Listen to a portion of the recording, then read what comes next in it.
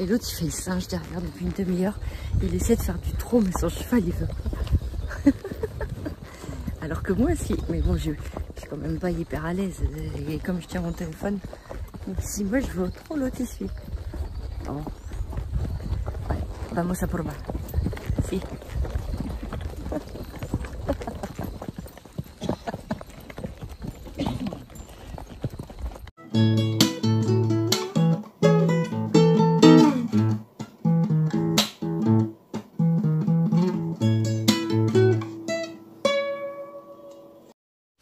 Bonjour. Bonjour. Alors on reprend notre escapade au niveau d'un petit village qui s'appelle San Luis de Palenque, qui est au cœur de la région touristique des Llanos. Touristique c'est un bien grand mot, il y a juste quelques petites infrastructures et surtout quelques ranchs qui se sont ouverts au tourisme qu'on va découvrir dans les jours qui suivent. Alors notre arrivée s'est faite un soir. On a cherché rapidement un endroit où dormir et on s'est rendu compte en traversant le village qu'il y avait une fête. C'est tellement drôle parce qu'on vient d'arriver à San Luis et on est dimanche et donc il y a une fête avec. Est-ce que c'est du tuning? Ouais, je crois que c'est du tuning. Ouais. Enfin, c'est des voitures avec plein de couleurs et qui mettent de la musique à fond. Et alors ça plaît énormément aux locaux. Trop drôle. Último llamado de difusión 1.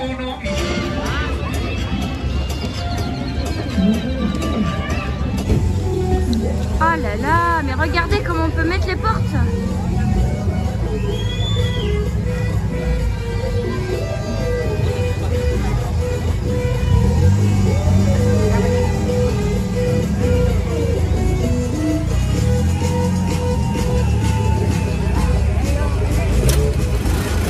On a l'impression qu'ils ont vidé le magasin feu vert du coin, tu sais, il y a même les produits désodorisants des voitures. Ouais. Mais moi je crois que c'est celui qui a les portes qui se relèvent qui va gagner quand même. Dément, hein. Dele duro que no agarró.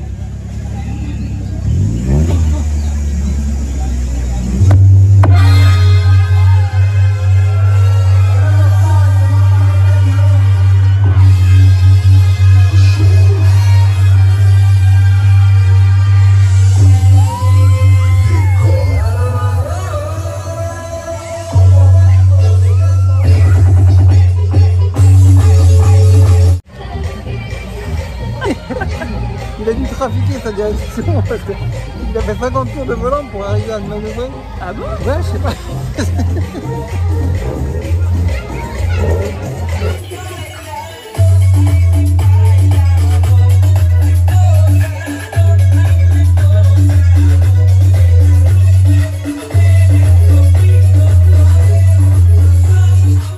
Et puis un peu plus loin encore, il y avait une... alors vraiment, si l'adjectif qualificatif endiablé veut dire quelque chose, on a vu ce que c'était.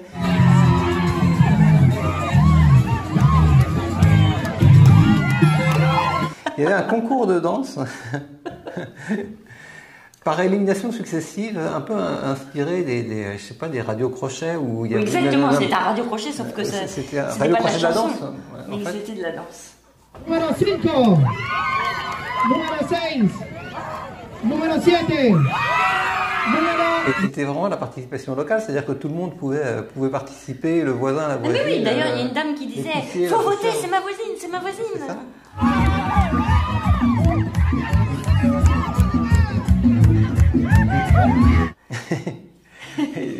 Et donc là encore, ça valait par l'enthousiasme des locaux, à la fois les participants et la foule.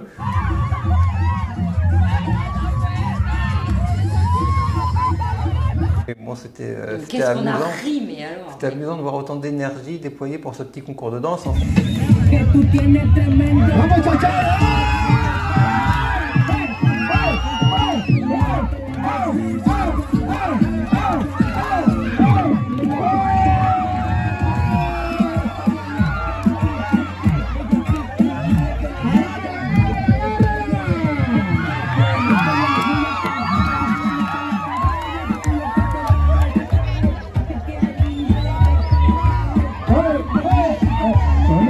Y el listo.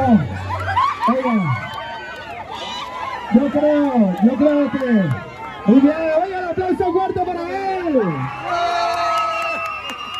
Yo creo que... En fait, on n'a pas besoin comment dire, de projeter, ou de vouloir calquer sa vie sur celle des célébrités. On n'a pas besoin en fait de recourir à des Kim Kardashian ou Paris Hilton, je ne sais quoi, parce que en fait, on se rend compte que dans les villages, on peut très bien s'amuser avec ce qu'on a sous la main en fait, c'est-à-dire les hommes et les femmes qui sont là, la musique qu'on fait localement. Et c'est vraiment ce qu'on a vu là. Ah, en ouais. fait, c'est le côté fête de village à la sauce des Llanos. Donc, qui nous a distrait pour cette première soirée sur place. Et puis on était là surtout pour découvrir ce qui s'apparentait pour nous à une sorte de pseudo-safari. Ce qui est un peu ce que nous avait dit l'artiste et le cuisinier qui nous avait conseillé de venir dans l'Oceano, c'est qu'ils avaient eu le sentiment de faire un safari. Et d'ailleurs c'est une forme de safari en effet qu'on a découverte. On avait été mis en contact avec un llanero qui s'appelle... donc un llanero, c'est l'équivalent d'un cow-boy local en fait, hein, ou on appellerait ça d'un gaucho en Argentine, un llanero, un habitant des plaines. Donc la culture du cheval est très présente, du chapeau de cow-boy, de la musique et du goût des grands espaces. Et c'est ce qu'on va découvrir dans les jours qui viennent. D'abord en compagnie de LR avec qui on fait connaissance, qui arrive en moto, puis on embarque dans Oscar pour découvrir un premier endroit qui s'appelle Encantado de Guanapalo. Guanapalo, c'est une sorte de petit parc naturel. Et donc on l'a découvert pour commencer simplement en le traversant avec Oscar. On a commencé à voir des étendues d'eau, des oiseaux, des capybaras. Un des premiers arrêts, c'était pour voir un anaconda qui était tapi dans l'ombre. Alors, il faut bien admettre qu'on n'a pas vu grand-chose de l'anaconda. Mais si, on l'a vu, écoute, quand On l'a vu même. très près, mais il était en boule. Mais il n'était pas en boule.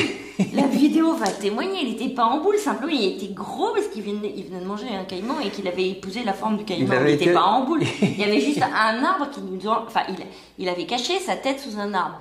Ici, là, il y a un anaconda. Je ne sais pas si vous le voyez bien. C'est jaune et noir. On a l'impression que c'est un crocodile. Mais c'est simplement qu'il a mangé un caïman il y a à peu près 15 jours. Et que là, il digère. Mais si on faisait très attention, on voyait ses yeux. Disons qu'il était complètement immobile en tout cas. On s'est arrêté un peu plus loin parce que LR avait découvert dans un arbre, et c'est la seule fois d'ailleurs qu'on en a vu un fourmilier. Et les fourmiliers montent dans les arbres pour se reposer. Ce sont des animaux nocturnes, donc le jour, quand on les voit, ils dorment. Voilà, on n'a pas eu de chance de le voir sous plusieurs angles, mais c'est la première fois et la seule fois qu'on a vu cet animal à long nez. Donc il est surtout reconnaissable comme ça, sinon c'est un peu une boule de poil, mais on reconnaît bien la forme effilée de la tête qui lui sert à aller chercher les fourmis là où elles sont. Et puis ensuite, on est arrivé à un grand point d'eau où là, on est descendu et on a fait le tour à pied. Et là, on a vu, près d'un point d'eau, qu'est-ce qu'on voit? Des oiseaux d'eau, de toutes sortes, des oies. Et surtout, ce qu'on n'avait jamais vu, ce sont ces magnifiques ibis rouges. Ils suffisent à eux-mêmes, ils sont très beaux en tant que tels. Alors, on avait une lumière qui était un peu blanche, hein. Donc peut-être que les prises de vue ne rendent pas grâce à la beauté de l'animal, mais c'est toujours une belle surprise en fait quand on aperçoit un ibis rouge. Parce que de visu, il éclate vraiment en fait en termes de couleur, il ressort de son environnement. Et c'est pas la seule fois qu'on en a vu, parce qu'on a revu un peu, ils font partie du paysage à cet endroit. Et ensuite on s'est rendu à un endroit qui était plus ouvert, où il y avait justement, c'est ce qui justifie un petit peu le sens de l'adjectif touristique que j'ai pu employer. On avait un espace où on pouvait faire une halte. C'était la pause déjeuner. Ici, quand on va faire pipi, il y a des perroquets au-dessus de nous. Mais là, ils sont fatigués, alors ils sont en train de s'installer pour se faire une petite sieste. Et là, il y avait beaucoup d'iguanes. Alors, il y a beaucoup d'abord de capybaras. Et puis les capybaras, ils font vraiment partie du décor. D'ailleurs, ils se mélangent en fait avec les vaches, parce qu'au départ, il ne faut pas oublier que ces ranchs, c'est quand même des ranchs agricoles. Leur raison d'être, en fait, c'est une raison économique d'élevage. Mais les animaux sauvages voisinent, je dirais, apparemment en bonne intelligence. Alors ces animaux, principalement ce sont les capybaras, c'est ceux qu'on voit le plus, parce qu'ils sont là en grand nombre, ils sont en famille entière. Ils sont absolument pas peureux, donc quand on déjeune, ils viennent à côté de nous. Alors on voit quelques caïmans, on a vu là et puis on en a vu plus tard. On voit beaucoup d'iguanes. Les iguanes sont très, très adaptés à cet environnement-là. Et c'est pour ainsi dire là qu'on a pu les approcher de plus près. Enfin bon, les iguanes, sans dévoiler ce qu'on a vu plus tard, on a eu quand même l'occasion de les revoir beaucoup. Donc ils sont présents dans toute la zone de l'Amérique, du nord et du centre du nord de l'Amérique du Sud et de l'Amérique centrale. Mais on les a vus dans de très bonnes conditions à cet endroit. Là aussi, ils ne sont pas très farouches, ils se laissent approcher relativement bien. Et donc on peut faire de belles prises de vue de ces beaux animaux à l'ère préhistorique. Les autres animaux qu'on a vus là, ce sont alors des petits cervidés qu'on a vus à plusieurs reprises se balader librement dans l'espace du Hato. Et puis aussi, et ça c'est plus rare, un petit renard qui est passé nous dire bonjour en quelque sorte. Il est passé tout près de Scar. Donc on a pu le photographier et le filmer un petit peu. La deuxième partie de la journée était consacrée à une promenade à cheval dans ces plaines. Et c'était vraiment agréable. C'était le soir, au coucher du soleil. Et on a traversé ces immenses plaines. C'est vachement bien comme expérience. Parce que les animaux, ils n'ont pas le même rapport comme on a un cheval. Peu importe qu'on soit bon cavalier ou non, ça fait partie de... Enfin, c'est presque nécessaire en fait pour s'imprégner un tout petit peu à notre mesure de l'esprit des Llanos. Il y a ça, le cheval, je pense que c'est lié à l'imaginaire en fait, comme à l'imaginaire des gauchos. C'est comme si le cheval occupait la moitié de l'esprit des Llaneros en fait. C'est partie intégrante. On ne peut pas imaginer los Llanos sans le cheval. Et il y a autre chose qui est important, c'est le chant. Alors la culture des Llaneros, c'est aussi transmise, maintenant a été conservée et un tout petit peu exploitée, on va dire touristiquement, par le chant, parce qu'il y a une façon de moduler le chant qui est assez particulière, qui part vers les aigus et qui permet de raconter, comme souvent dans les chants et les troubadours par exemple, de raconter des histoires locales des Llaneros.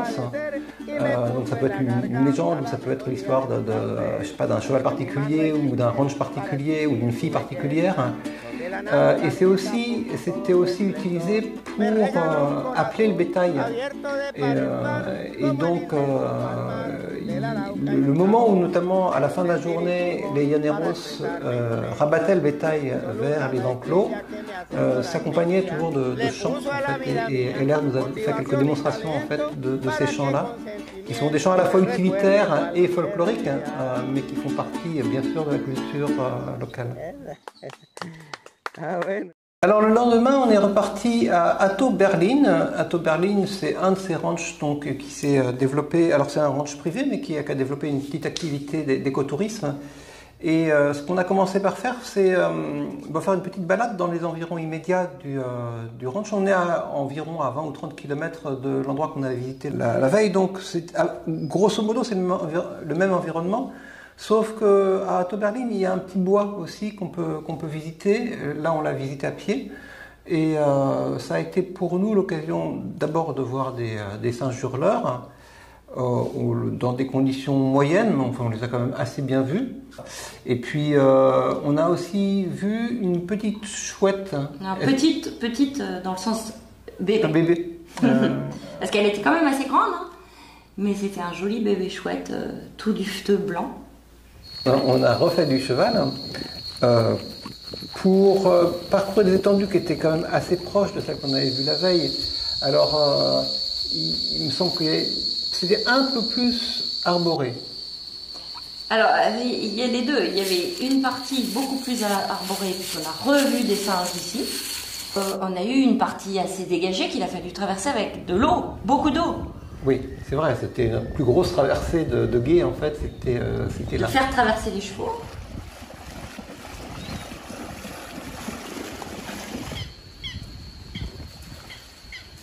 Alors ce matin, on va faire du canoë. Sauf qu'il y a 6 caïmans qui viennent de plonger dans l'eau. Mais on y croit, on y croit.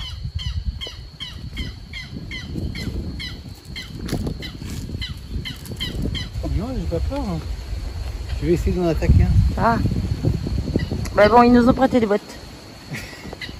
C'est pas ton petit caïman. C'est mieux que les crocs. Il y a encore des anguilles. Ouais, parce que dedans, il y a des anguilles électriques. Par contre, si elles piquent, alors là, c'est très grave.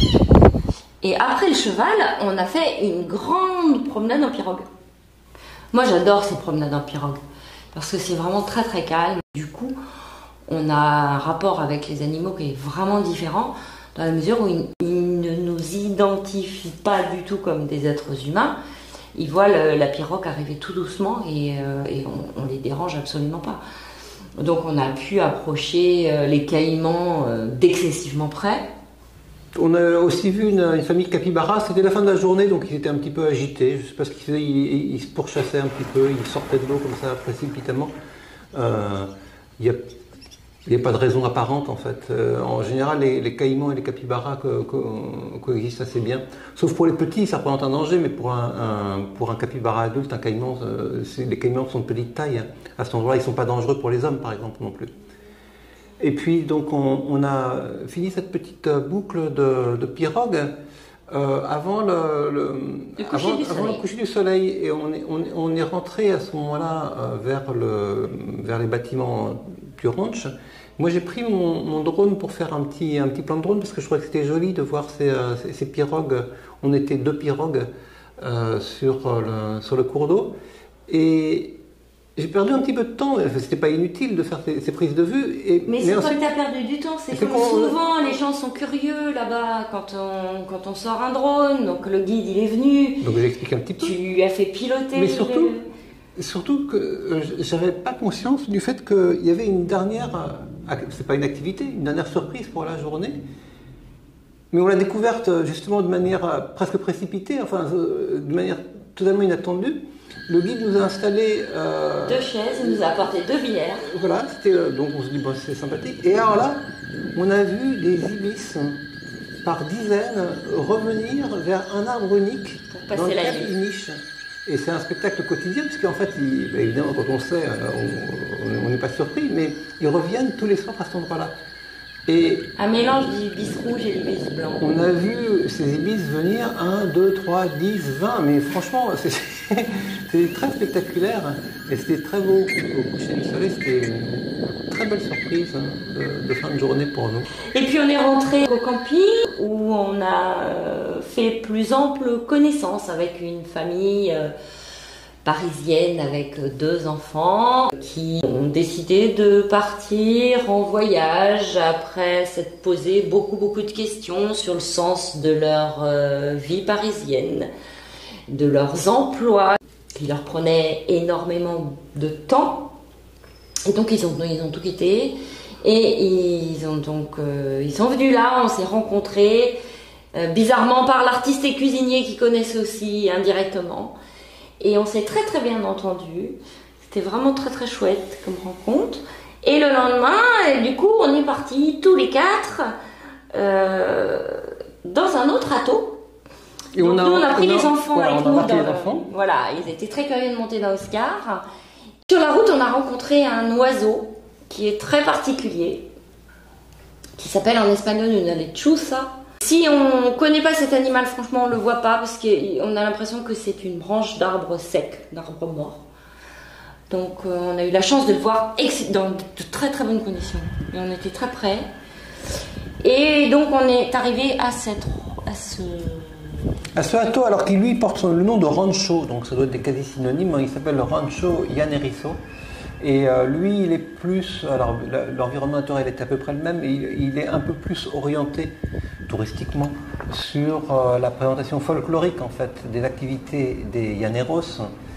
Et donc là, on a rencontré un homme qui s'appelle Seudiel, là aussi un homme très, très intéressant, très, très doux, très éduqué. On a commencé la journée tranquillement par une petite découverte des abords immédiats du ranch. Et surtout, ce ranch, il est en bord de rivière. Et donc là, il y avait la possibilité de se baigner dans la rivière. Ouais. Alors, mais je sais pas combien de temps on est resté dedans.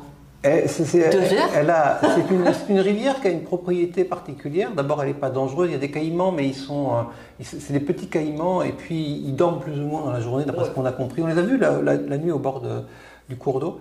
On voyait les yeux, d'ailleurs, éclairés à la torche électrique. Mais elle a pour qualité particulière d'être à une température idéale. Aucun choc thermique. Donc, je pense qu'elle est à 37. On ne se rend pas compte du tout. Mais elle est peut-être même plus chaude parce qu'on est resté, je pense, 2 heures, non? Ouais, disons, sans se poser la question de savoir s'il fallait sortir. On n'avait absolument pas froid. Ouais. Seudiel nous a fait plusieurs démonstrations. La plupart des activités folkloriques tournent autour de l'utilisation qui est faite des différentes ressources locales. Donc, principalement, ce qu'on peut faire avec la peau, la corne, le crin du cheval ou de la vache. Donc, par exemple, on peut faire des lassos, on peut faire des hamacs, on peut faire pratiquement la totalité de ce qu'ils utilisent au quotidien, au moins dans ce ranch-là.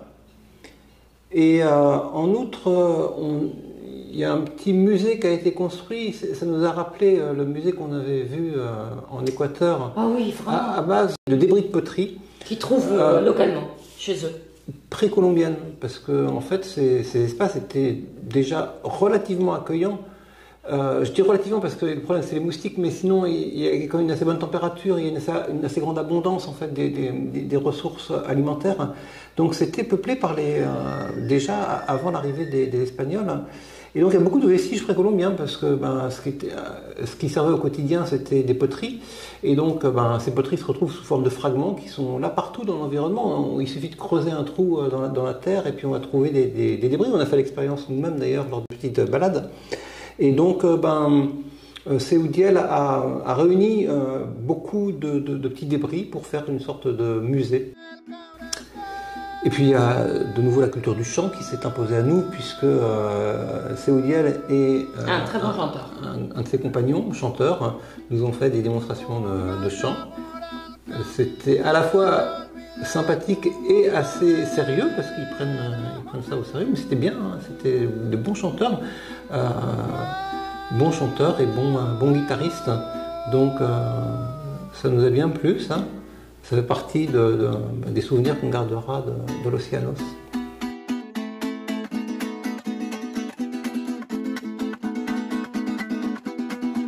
Et le lendemain matin, avant de partir, il nous a appris à tresser du crin de cheval. Donc voilà, on a fait nos petites tresses pour accrocher à nos chapeaux. Lui, il a déjà perdu la sienne. Et enfin, là-bas, ils exploitent un petit peu le cacao. Ils ont quelques plants de cacao. Et du coup, pour la première fois, on a vu comment faire du cacao. Manu, il sait vraiment tout faire.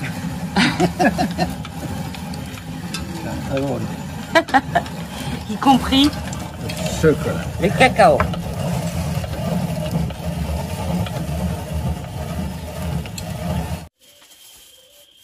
Voilà nos petits cacao. Pour demain. Cette dernière matinée a conclu notre passage dans l'Océanos qui s'est terminé sous la pluie. C'était la première pluie de la saison qui était libératrice pour eux. Ils étaient très contents de voir l'eau tomber du ciel et nous on est partis dans ces conditions-là. On part de l'Océanos et c'est la première pluie de la saison. Donc pas facile d'ouvrir les portes du ranch pour sortir.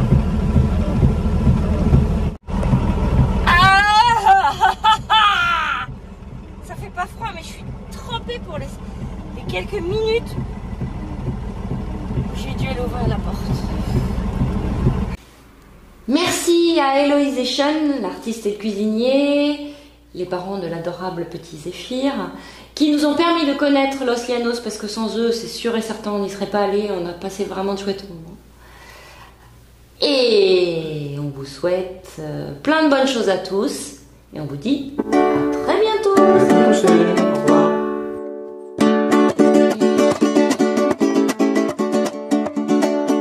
Ay, sí, sí, yo no soy de por aquí. Ay, sí, sí, yo vengo de Casanare. Ay, sí, sí, yo no soy de por aquí. Ay, sí, sí, yo vengo de Casanare. Ay, sí, sí, como la palma de coco, como la palma de coco, como la palma de fumare. Ay, sí, sí, como la palma de coco, como la palma de coco, como la palma de fumare. Ay, sí, sí, esta noche canto aquí. Ay, sí, sí, mañana donde cantaré. Ay, sí, sí, esta noche canto aquí. Ay, sí, sí, mañana donde cantaré. Ay, sí, sí, en las sábanas de Arauca, en las sábanas de Arauca o en el pueblo de Orocue. Ay, sí, sí, en las sábanas de Arauca, en las sábanas de Arauca o en el pueblo de Orocue. Ay, sí, sí, el orgullo del llanero. Ay, sí, sí, yo se la vengo a contar. Ay, sí, sí, el orgullo del llanero. Ay, sí, sí, yo se la vengo a contar. Ay, sí, sí, buen caballo, buena silla, buen caballo, buena silla, buena soga para enlazar. Ay, sí, sí, buen caballo, buena silla, buen caballo, buena silla, buena soga para enlazar. Ay, sí, sí, lucero de la mañana. Ay, sí, sí, présteme su claridad. Ay, sí, sí, lucero de la mañana. Ay, sí, sí, présteme su claridad. Ay, sí, sí, para seguirle los pasos a mi amada que se va. Ay, sí, sí, para seguirle los pasos a mi amada que se va. Ay, sí, sí, a las 6 de la mañana. Ay, sí, sí, les quiero participar. Ay, sí, sí, a las 6 de la mañana. Ay, sí, sí, les quiero participar. Ay, sí, sí, tenía yo que regresarme y en mi caballo monté. Ay, sí, sí, tenía